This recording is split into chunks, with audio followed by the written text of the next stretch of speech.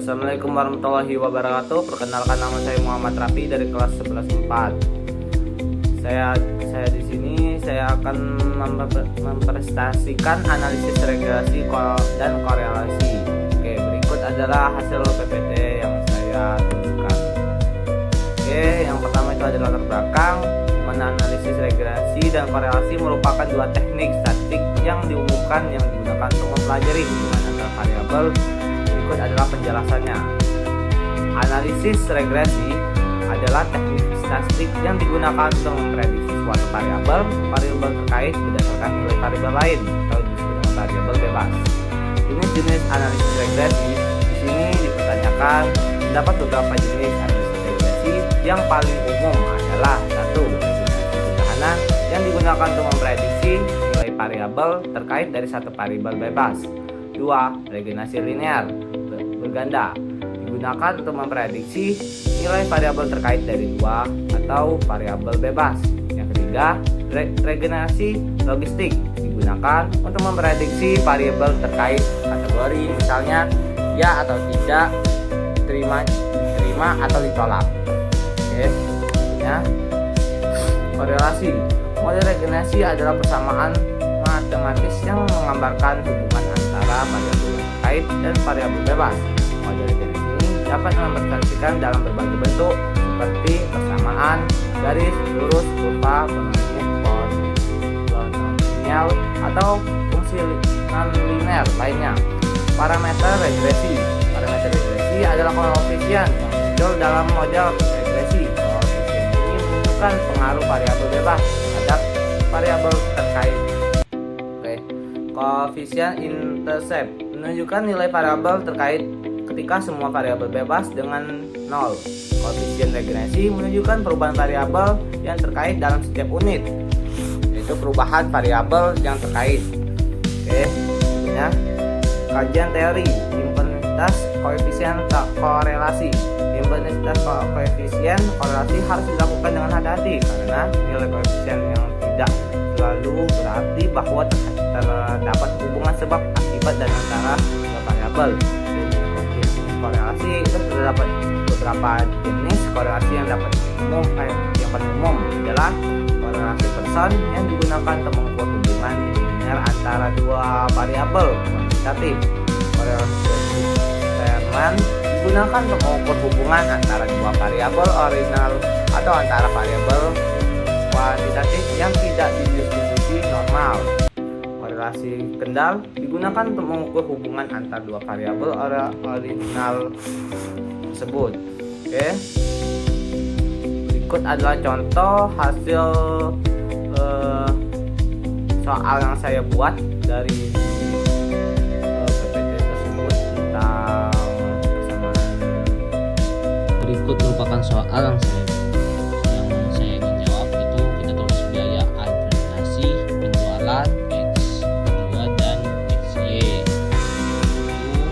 Itu saya akan buat untuk X dibagi biaya administrasi dan penjualan Y. Nah, kita tulis dulu soal tadi.